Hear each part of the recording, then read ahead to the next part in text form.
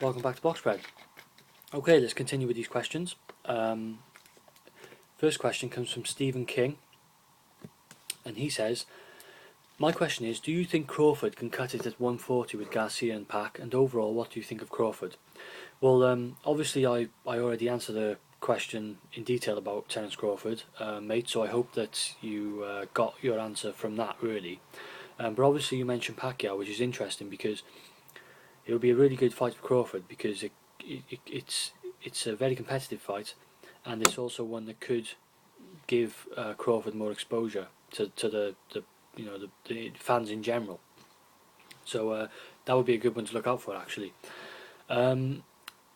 So yeah, I think overall Crawford, very good fighter, does the subtle things correctly as I mentioned, and could be very effective at 140 and successful there. But like I said, if his power holds up, because if his power didn't hold up, it could cause him problems.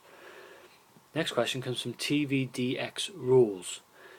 He says, my question is, in your opinion, what makes a fighter, i.e. a boxer like Ali or a slugger like Rocky Marciano? It's kind of difficult to say, really. I mean, I wouldn't necessarily say it's their social background as such, because I don't believe that is always an indication of how a guy fights. I think it sometimes has to do with their build, and perhaps their education in terms of who their idols are in boxing, who they look up to, who they liked before them. So, for example, if someone looked up to Ali, they might want to replicate him and be a boxer. If someone looked up to someone like Mike Tyson, they might think they want to be a bit more aggressive, a bit more of a. Tyson was a really good boxer, actually, very good technically. But they might want to be a bit more of a slugger, a bit more of an aggressive fighter who doesn't stand off and use a jab as much. So, what makes these guys? I think it's just their mentality in terms of what they want to replicate, how they personally want to fight. Sometimes it can be if they go to a gym and the trainer has an ideal. When they see them, they might say, "You will fight." Looking at your physique, your fitness levels, your abilities, I'm judging you, and I think you will be better, a better counterpuncher, or you will be better at coming forward and aggression, that type of thing. And I also think sometimes it could be early on in the career of a fighter. They may find that something works better for them than something else. So they might start off as a boxer, but they might find that the type of fights they're in, they might find they do better coming forward, being aggressive and being more of a slugger. I think that could be a factor. Overall, I think many things come into it. I think it's not just one single thing, and I think that overall it has probably something to do with background, but also to do with through experience, and just it's just something very personal.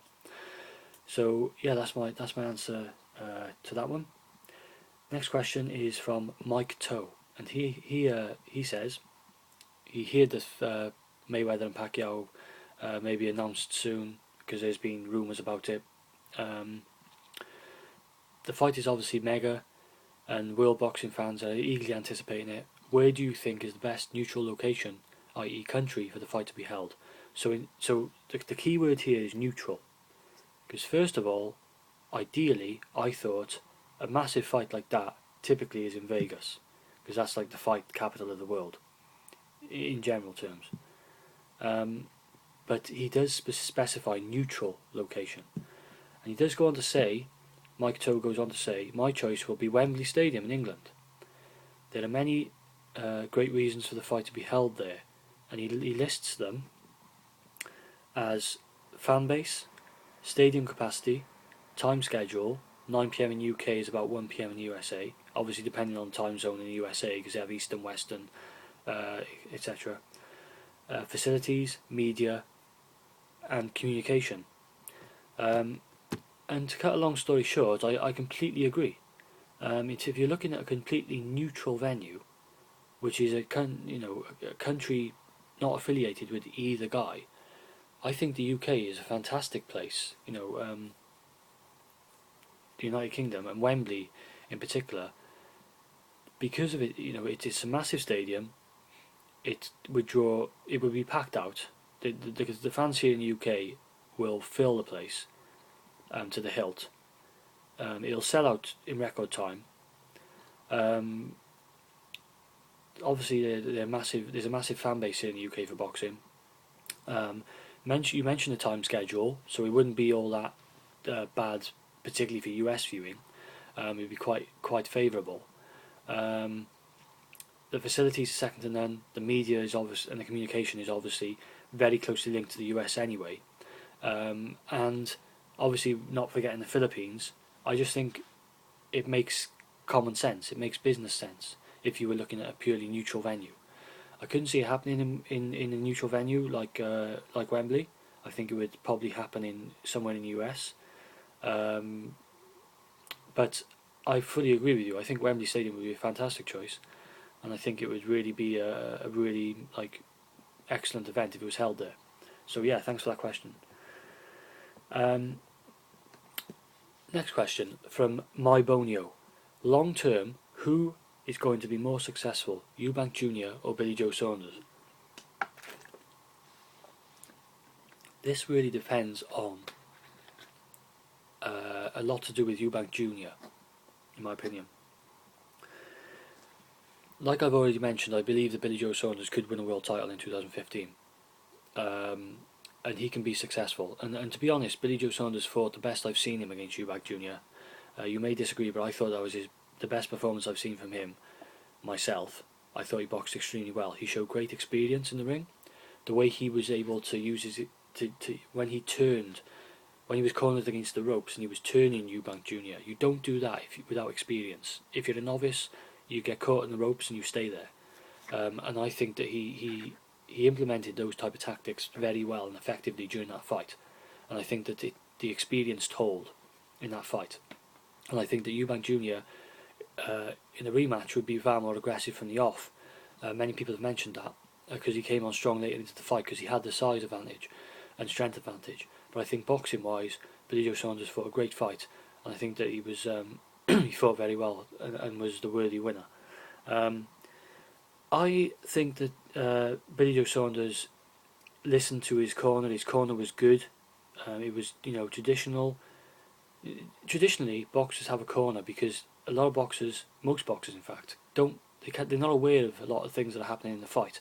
When you're in the heat of battle and you're trying to fight away and you're trying to stick to a game plan, there's too much going on for you to say, right, what went wrong in that round? Where can I improve? That's what the corner's there for. And Billy Joe Saunders had a corner on that night, and Eubank Jr. didn't have a corner on that night. Okay, that was the difference. Yeah? Eubank Sr. is getting his aura in where it shouldn't be. He's trying to be philosophical for the sake of being philosophical, which I hate, I loathe. There's no point in it's just it's balmy. Coming in with just standing there, trying to be all calm. What Eubank Senior wanted was them to look good. He wanted them to look like they weren't really making any effort, and his son was good enough without having a corner. And all he needed to do was have a couple of words and whispers in his ear from Dad, and he would just wipe the floor with Billy Joe Saunders. Doesn't work like that. The other guy, I'm sorry I forget his name, but Eubank Senior's former trainer, who is now working in the corner with Junior, where you could see the anger building up because this guy's experienced. That's what he's there for. He knew what needed to be done. He was telling Eubank Junior his first opportunity, a few rounds in, get up on this guy, use your aggression. He knew how to win the fight. But because Eubank Senior wanted to take control, as he has been since the start, it didn't work. He wasn't allowed to get into Eubank Junior's head and get him out there to do what it took to win the fight. That's why he lost the fight. In my opinion, he didn't have a corner. And it's his choice now, where he goes from here. He can keep listening to Daddy, or he can actually do what's best for him and get his father out of the picture and get someone in the corner. Because no doubt he's got skill, he's got ability. It's just he needs someone to nurture it and someone to advise him during the fight and to make him more effective. You need a game plan. It's like going back to this natural ability versus game plan thing. He needs to start taking some sort, thinking logically, not trying to, just perform for the cameras like his father's trying to get him to do. And something that really, really concerns me is that in one of the books that I put in the giveaway, Eubank, In his biography, Chris Eubank mentions that Christopher, who is Eubank Jr., is a follower. And he says effectively saying he doesn't have a mind of his own. Now that hit me really hard. When I saw that he was controlling his career, I thought, is he, what sort of input is Eubank Jr. having? If he is this follower, then he's listening, hanging on every word his father says, and every word his father has to say is not gospel. He needs. It's a mess for me. It's just a mess. His team is a mess at the moment. He needs to do himself some justice and get back to basics. And I think that, while a lot of people have respect for Chris Eubank as a boxer, what he's doing with his son at the moment, I don't agree with. And I don't agree with his way of doing things, trying to be, this professional sort of like, we don't have to try Mayweather type thought. Mayweather gets away with it because he's that good and he's got experience now. People forget he's been fighting for decades. Eubank Jr. hasn't. He can't get away with that type of thing. So something needs to change there. Overall, who will be more successful? It depends on what the outcome is. It depends on how Junior moves forward with his career. It depends on who he gets in to advise him. If it keeps going the way it is, he won't be successful. He'll be successful to a certain extent, but he won't be as successful as he could be.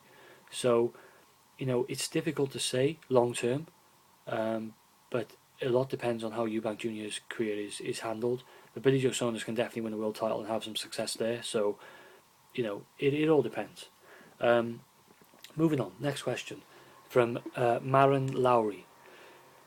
He says, he or she say, we'd like to know your opinions on Eubank Jr., which I've just given.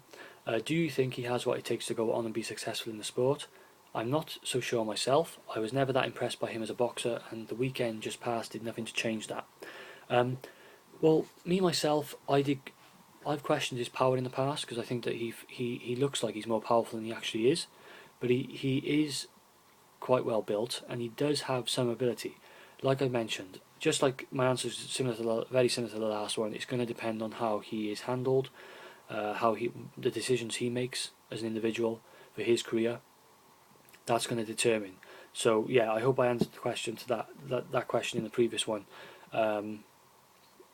For me, it's the outside factors that need changing really at the moment for him, because I think he has the ability to improve and get better and be successful, but it depends on the outside factors. Okay, so I think I'm on the last question. No, I'm on the last two questions. First one here from Future Jab, who is a long-standing member of the boxing community. He says, don't know about you, but this year in boxing has been poor. In my opinion, not a vintage year, but there has been a lot of positioning to set up what should be a great year in 2015. We get to see Wilder and Fury go for heavyweight straps. Golovkin will probably have the big names, DeGale against Froch, Khan against Brook, Frampton against Quigg in the works for some great domestic clashes, and we may just see Floyd against Pac, but we say that every year. What are you wanting to see most next year? Yeah, thanks for the question, mate. I also don't believe it's been a good year for boxing. I think it's been pretty poor, and I hope you're right when you say there was been positioning happening. I hope it's just a transitional year. I think we were spoiled in the previous years. I think 2013 and 2012 were particularly good years, actually, and I think we were spoiled a little bit, and then we didn't quite get, the expectation was high. I don't think we quite got, it was quite delivered in 2014, but let's hope for a great 2015.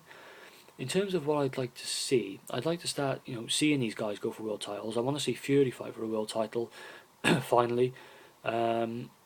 Wouldn't mind seeing David Haye return to the ring if that was at all possible. From what you've mentioned, looking forward to seeing what Golovkin does. I'm looking forward to seeing what Frampton in particular does. I think he beat Quigg. But I think I would definitely like to see that fight, and I'm really looking forward to the super bantamweights. I think in this next year, I really want to see what happens. Rigondeaux is fighting in obscure places. He's gone under the radar. I want to see him fight. He's not a draw, but I want to see him fight bigger fights. Let him come to Ireland and fight Frampton. Let's see that this year. Yeah, Let's see that huge fight, because in Ireland they're going to pack it out. You know, Frampton's a massive draw. Rigondeaux might not be, Frampton is. So let's get it in Ireland, let's get it on. Looking forward to seeing what Amir Khan does. I'd love to see him against Cal Brook, massive fight. Would like to see Froch back in the ring, see what he does. And obviously, I really don't care about Mayweather Pacquiao, but I really want to see Mayweather go in there with someone worthwhile. I agree that Maidana gave him issues in both fights, but I didn't really want to see the rematch because I knew he was going to win anyway. I really would just like to see him fight guys once and that be done.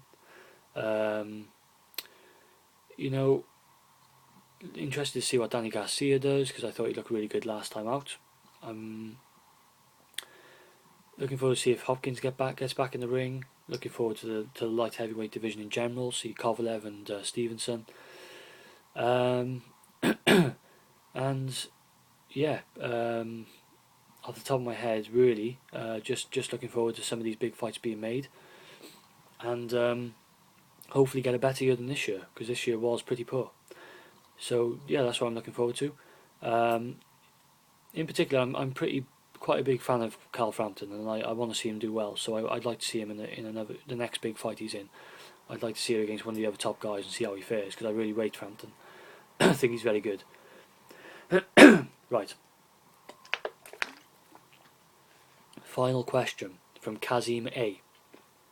So thank you for your question. It says, my question is, do you think enough is done in boxing to combat post-retirement depression?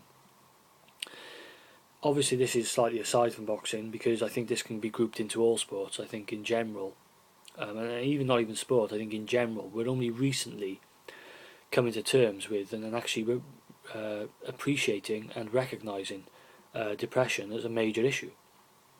I've known people who suffer from depression in the past, and it seems like it's something that takes a hold of people, and I should imagine for boxers it can be extremely affecting and debilitating, because here are guys, especially top guys,